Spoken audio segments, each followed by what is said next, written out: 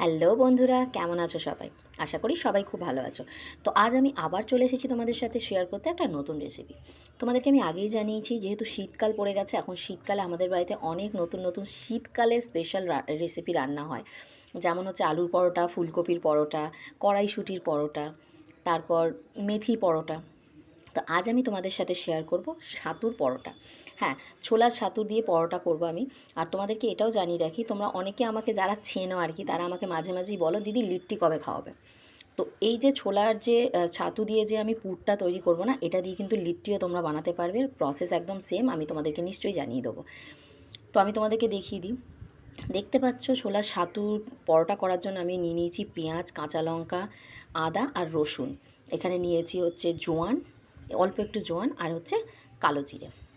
তো ছাতুটা দেখতে পাচ্ছ, এখানে ছাতুটা আমি বাড়িতেই বানিয়েছি। এটা আমি পরে বলছি কি করে বানিয়েছি, কি করেছি।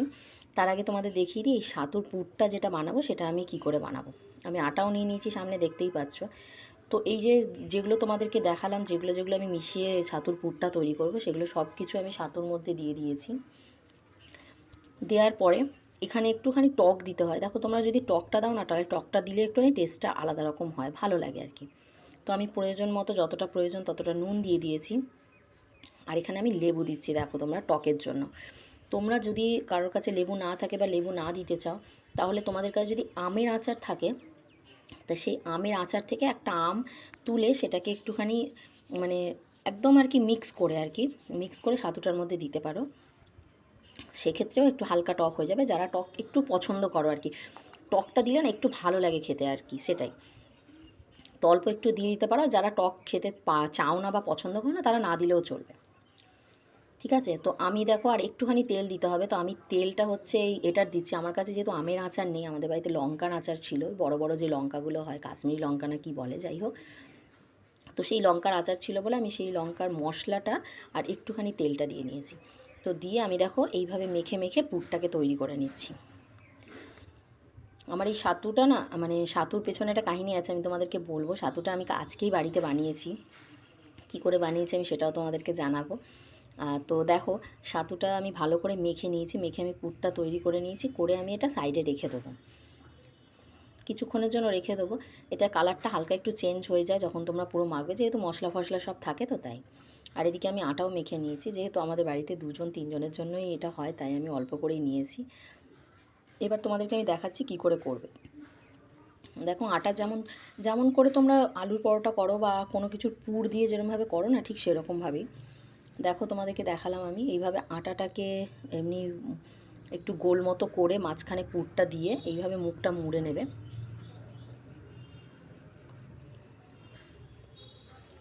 যে যেরকম প্রসেসে করো আর কি, সে সেরকমভাবে করতে পারো, এরকম কোনো ব্যাপার নেই যে আমার মতনই করবে। তো আমি এভাবেই করি আর কি। আর আমি না পুরটা একটু বেশি বেশি দিই ভেতরে, কারণ অল্প অল্প পুর দিয়ে খাওয়ার সময় মনে হয় যেন ভেতরে কিছুই নেই, সেটা আমার ঠিক ভালো লাগে না। তো সেই জন্য আমি পুরটা একটু বেশি বেশি করেই দিই, যাতে খাওয়ার সময় বুঝতে পারি যে হ্যাঁ, কিছু একটা রয়েছে ভেতরে। অনেকে আছো যারা একদমই পুর দাও না, একদম অল্প অল্প চিটিয়ে চিটিয়ে পুর দাও। তো আমি সেরকম দিই না। তো দেখো, আমি বেলে নিয়েছি, খুব আলতো করে বেলবে, না হলে কিন্তু এটা যেহেতু ছাতু, আলুর পরোটার ক্ষেত্রে কী হয় বলো তো, আলুগুলো আটাটার মধ্যে একটু চিপে ধরে নেয় বলে ফাটার চান্সটা একটু কম থাকে, কিন্তু যেহেতু এটা পরোটা একদম ঝরঝরে, তো এটা কিন্তু আলতো আলতো করে না বেললে এটা ফেটে যাবে। ফেটে গেলে কিন্তু পুরো বেরিয়ে যাবে, তখন আর ভালো লাগবে না, খাওয়ার আগেই সব বেরিয়ে যাবে। তো দেখো, আমি বেলে নিয়েছি, বেলে আমি এইভাবে করেছি। তোমরা যদি অনেকে আছো যারা করবে আর মানে যদি করতে চাও, অনেকে আছো যারা তেলে ছেঁকেও নাও, মানে লুচির মতো করে ভেজে নাও। আর ঠিক যেভাবে আমি তোমাদেরকে দেখালাম না, মানে বেলার আগে যে গোল করে ওটাকে মুড়ে যেটা বানালাম, সেইভাবে কিন্তু তোমরা লিট্টিটাও করতে পারো। লিট্টিরও ক্ষেত্রে সেম, পুরটা ঢুকিয়ে নিয়ে যে গোল লেচির মতো যেটা হবে, ঢোকানো মুখ, মানে মুখটা মোড়ার পরে যে লেচির মতো হবে, সেটাকে তেলে ভেজে নিতে হয়। এই যে এটা দেখতে পাচ্ছ তোমরা, আমি সব পুরগুলো ঢুকিয়ে আমি বানিয়ে রেখেছি। এইটাকে তোমরা না বেলে ওটাকে মানে তেলে ভেজে নেবে।